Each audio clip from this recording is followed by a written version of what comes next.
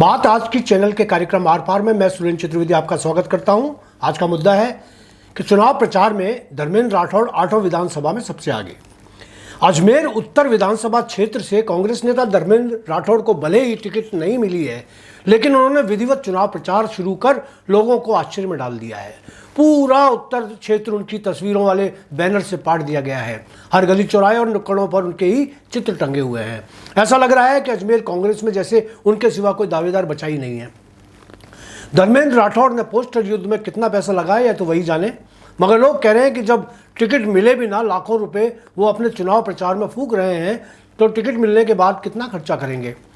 Ticket का ऐलान भले ही अभी नहीं हुआ हो, मगर धर्मेंद्र राठौड़ को पूरा यकीन दिला दिया गया है कि टिकट उनके सिवा किसी को नहीं मिलेगा। शायद राष्ट्रीय अध्यक्ष खड़गे और राहुल गांधी ने उनको हरी झंडी दे दी है, तभी वह राहुल गांधी की राजस्थान यात्रा के अगले दिन से ही खुलकर शहर में प्रचार प्रसार में पूरी तरह उतर आए हैं। विभिन्न जातियों और समाज के प्रभावशाली लोगों से मिलकर उनका भी समर्थन मांग रहे हैं। मंदिरों मस्जिदों में भी उन्होंने जाकर धर्म गुरुओं से आशीर्वाद लेना शुरू कर दिया है। कुल मिलाकर अजमेर में एक भी ऐसा नेता नहीं जिसको इतना अंधा यकीन अपने टिकट मिलने के बारे में हो सकता है इसके पीछे अपने सर्वेश्वर अशोक गहलोत की सहमति मिलना एक बहुत बड़ा कारण हो। उनकी तुलना में आठों विधानसभा क्षेत्र में कोई दावेदार प्रचार नहीं कर रहा। कहने को राजऋषि डॉक्टर रघु शर्मा भी उनसे ज़्यादा टिकट मिलने के लिए आश्वस्त हैं, मगर केकड़ी में उन्होंने खुलकर प्रचार करना अभी भी शुरू नहीं किया है, भले ही वे अंदर खाने प्रचार कर रहे हों।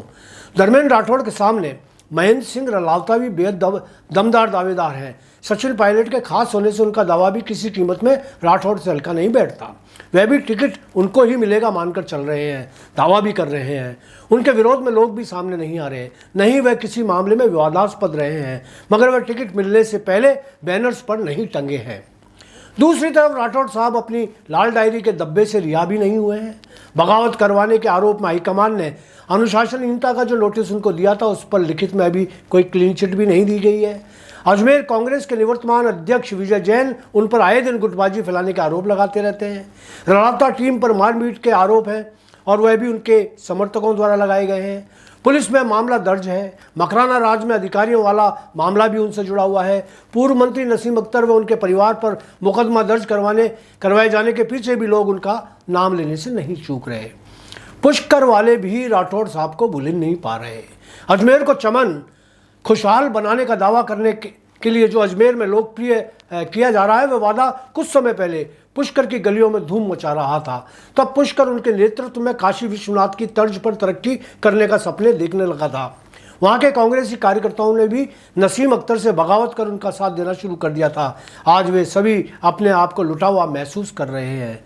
जिस तरह आजकल अजमेर के बहुत सारे नामधारी नेता उनसे जुड़े हुए हैं, उनके आगे पीछे घूम रहे हैं, वैसे ही कल तक पुष्कर में नेतागण घूम रहे थे। इससे पूर्व अलवर के बानसूर विधानसभा क्षेत्र में भी उनके नाम की धूम थी। बेहतर होता यदि वह बानसूर को अजमेर और पुष्कर की तरह चमन बना देते। कम से कम लोगों को यकीन तो हो जाता कि राठौड़ साहब दिन में सपने न तो देखते हैं न दिखाते हैं। मुझे फिर भी खुशी है कि धर्मेंद्र राठौड़ अजमेर में इतनी दौड़ भाग कर रहे हैं। ईश्वर उनका विश्वास न तोड़े, टिकट उनको ही मिले, वे ही शहर से भाजपा को विदाई दें। मगर सोचता हूं कि यदि उनको टिकट नहीं मिला तो इन पोस्टरों का क्या होगा? क्या ये इसी अंदाज में आगे भी लगाए जाते रहेंगे?